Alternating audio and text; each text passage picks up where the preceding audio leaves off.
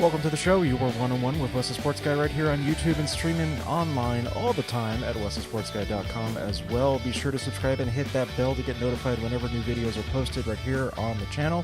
And as always, use the hashtag #OneOnOneWes to participate in the conversation every single week so that I can see what you are discussing and I can also partake in that conversation as well. Before we get into the NFL draft and the first round just kind of summarization of how I think things went down in the first round of the NFL draft this year, as you can see with the attire this week.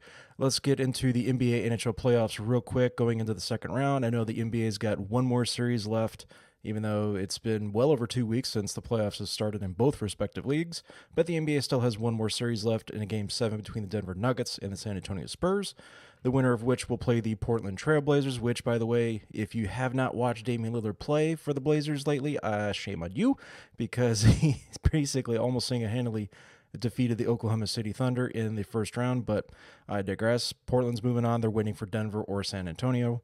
They're going to play Game 7 tonight on either ESPN or TNT, one of those two channels that's broadcasting the NBA playoffs right now.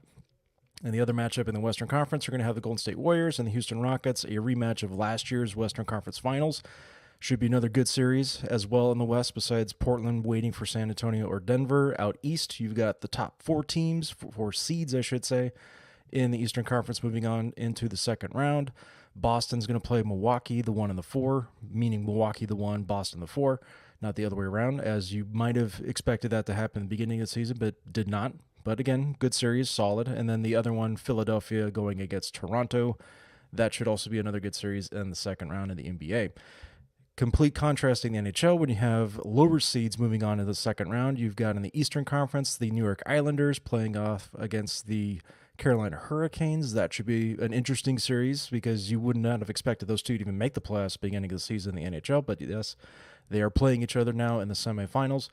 And the other matchup in the Eastern Conference, you have the Boston Bruins, who are probably the favorite right now, considering they have a higher seed, and they've been consistent and pretty damn good all season long in the NHL. They're going to be playing against the Columbus Blue Jackets, who, as you might remember, swept the Tampa Bay Lightning in the first round of their series this year.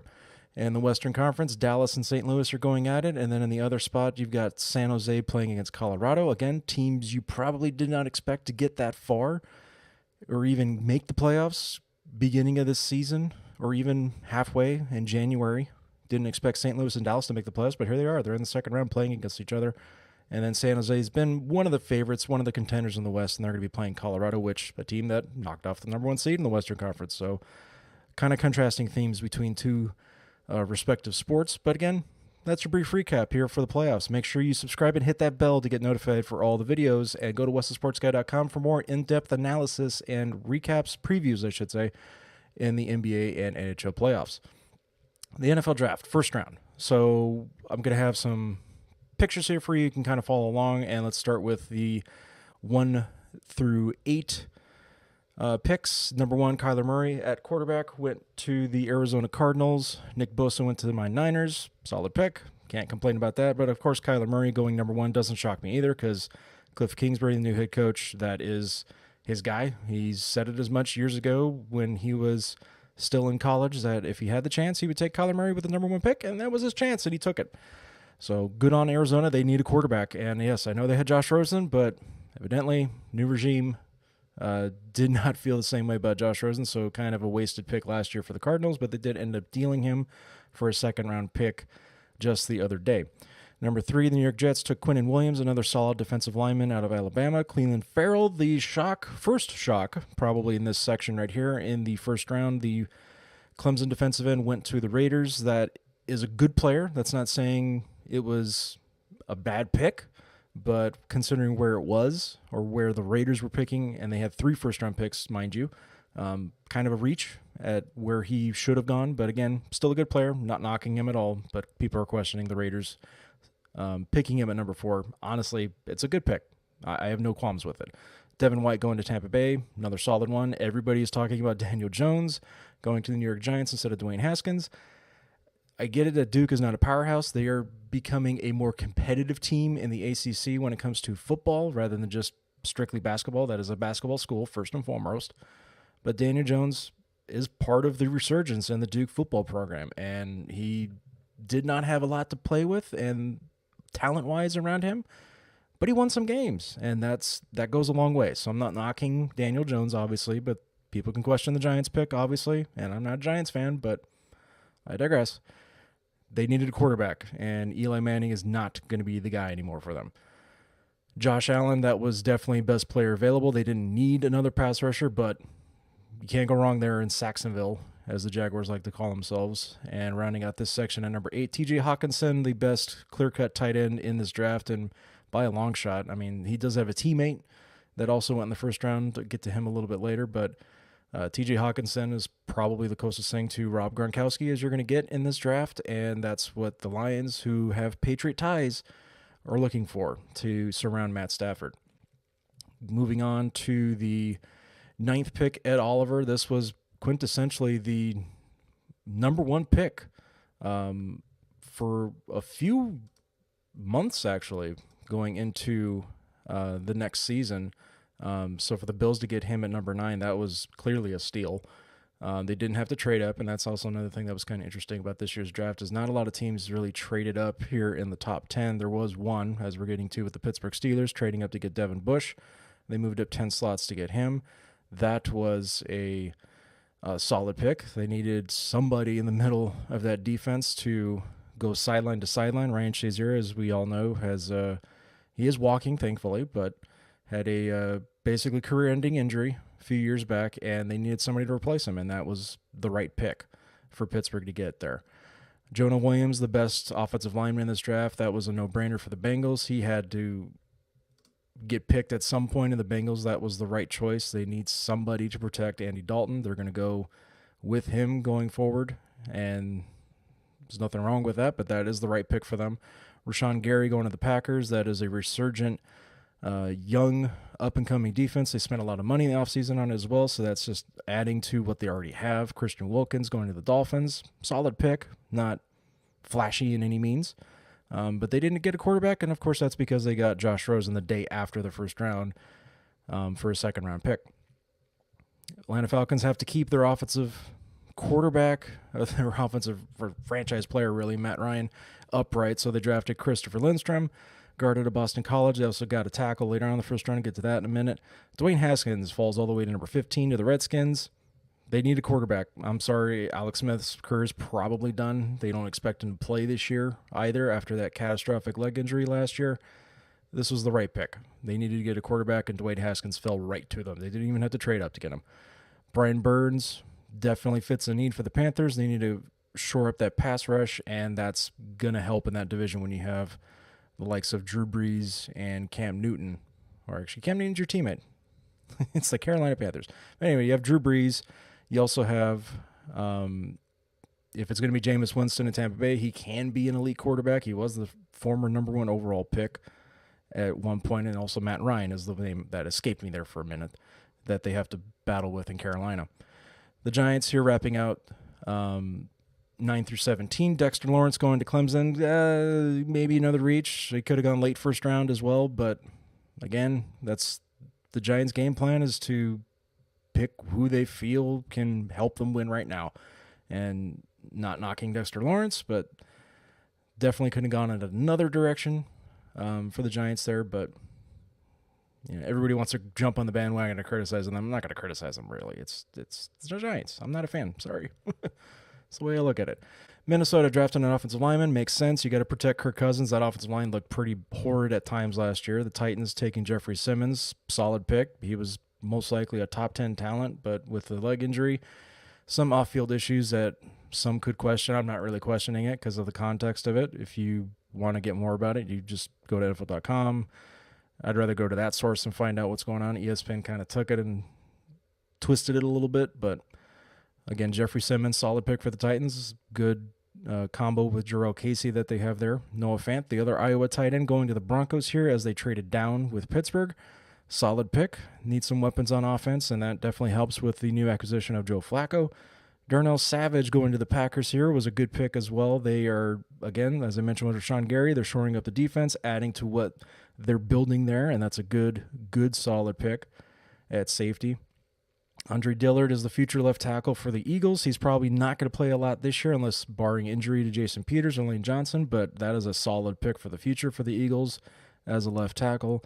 Titus Howard, some people see this as a reach, and mainly you look at it because of the school he's from, Alabama State, but I don't see it that way. They need to protect Deshaun Watson. You need to protect your franchise quarterback, and that's what they did there. Josh Jacobs going to the Raiders here at 24. Not a bad pick. Marshawn Lynch just retired a couple days before the draft started. They need to replace him. This is the pick they needed to make. There's no issue with this at all. Marquise Brown going to the Ravens. A good, solid route running receiver for Lamar Jackson. Hopefully this bumps up his passing prowess a little bit, and hopefully they can get away from just being a run-oriented offense. I mean, you do have to have balance, but this should help Lamar Jackson's development as a quarterback. And Montez Sweat getting drafted by the Redskins at number 26. The Redskins traded back in to the first round to get Montez Sweat, which, perfect value right there, because he also was looking at his top 10, top 15 talent, and Redskins getting back in to get him. That was a smart move on their part. Wrapping it up 27-32. As you can see, the Raiders getting another defensive player here besides Cleveland Farrell at number 4. They got Jonathan Abram from Mississippi State, another hard-hitting secondary player, which might not make sense with Carl Joseph they've already got. They still have him on the roster, former first-round pick years ago. So I don't see what they're going to do with Joseph there, but again, you want to get some nastiness on that defense, that's a good pick there for you. Jerry Tillery from the University of Notre Dame going to the Chargers. More looking at it as like a depth guy, but he's definitely got some prowess. He's got some pass rushing skills, good run stuffer, so it's a good solid pick for the Chargers. It just adds to what they already have. LJ Collier is basically replacing what they traded away with Frank Clark in Seattle. DeAndre Baker, the best corner consensus, the best corner in the draft. He got drafted by the Giants. This was a good move on their part to go back in to the first round. They already had 2 first-round picks with the Odell Beckham trade, getting Cleveland's.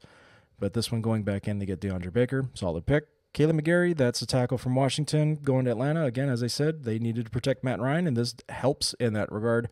And the Patriots get a physical wide receiver, N'Keal Harry from Arizona State.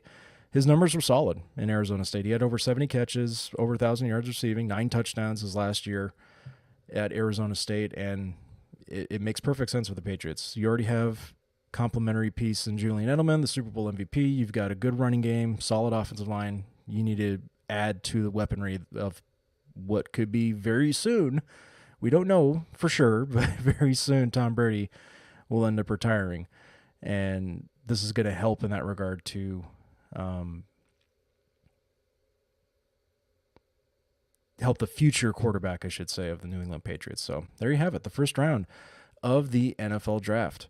We don't have any segment this week of Do You Remember or Dude, What Were You Thinking? But I have 2 feel-good stories for you this week. It was such a good week. First feel-good story of the week comes to you from Landon Hoffman. A little boy named Landon. A powerful Easter Sunday service in front of the congregation at Living Word Christian Church, where the family of the little boy thrown from a 3rd-floor balcony at the Mall of America attend. We went to have communion with the family and then to anoint Landon with oil earlier this week. The lead pastor, Mac Hammond, describes his most recent visit with the child and his parents last Thursday, right before Landon underwent a 5-hour MRI session. The results of that MRI are astounding. There was 0 evidence of brain damage. Not just brain damage, there wasn't even any swelling in the brain.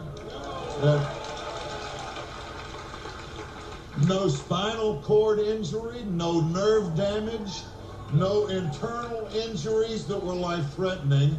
There was some small internal bleeding that had to be addressed. The child was picked up and thrown from a 3rd-floor balcony by 24-year-old Emmanuel Aranda, who told investigators he went to the Mall of America that day to kill someone. Pastor Hammond recalls a conversation he had with Landon's mom about meeting a friend at the mall. Going into the mall, Landon's mom had a premonition. The Holy Ghost gave her a warning. And in her words, a dread came over her. But, you know, she didn't feel like she could just turn around and leave. She's supposed to meet this other mom and son there. And so she prayed. When her son was thrown, she apparently begged every bystander to pray. When he got thrown over that rail, she started down the stairs, and people were screaming and hollering, and she would just say, just pray. Just pray. Don't say anything, just pray. The little boy's loved ones say it's working on healing their son. One of his attending physicians said this is truly a miracle. This is him speaking. This is truly a miracle. It's like he fell off a bicycle instead of off the third floor of the mall. The pastor did say Landon has a lot of broken bones, but even the fractures in his face all seem to be healing back into the right places. The family again wants everyone around the world to know how grateful they are for the support and generosity.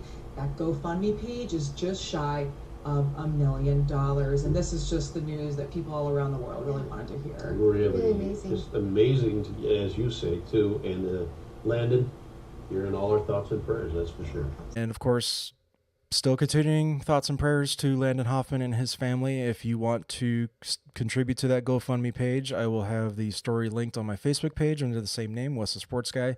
You can go to that GoFundMe page and continue to contribute to that page. Their goal was $1 million, and they've well surpassed that.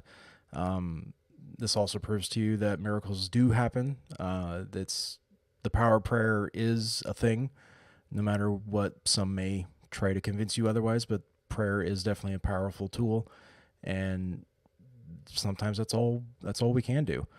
And in this case, that's unfortunately all we could do in the moment, other than stopping that evil person, which they did catch, thankfully, and he will be prosecuted to the full extent of the law.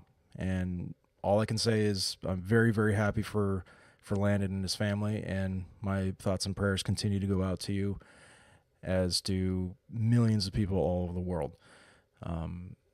Truly a miracle. That basically sums it up right there. And it was fitting to get that announcement on Easter Sunday too. That was just amazing, fantastic. And then moving on to my next feel-good story of the week comes to you from Jamario Howard. Here's the picture on his Facebook page, and not going to go through reading the whole thing, but basically to summarize it, he was out eating with some friends. He noticed this woman was eating alone and asked her, basic pleasantries, but basically asked her if she would like to join them to eat. And in the conversation before that happened, she disclosed that her husband had just recently passed away, and it was going to be their 60th wedding anniversary the next day. And of course that instantly touched him and touched his friends. And as you can see in this picture, they were just, 4 people,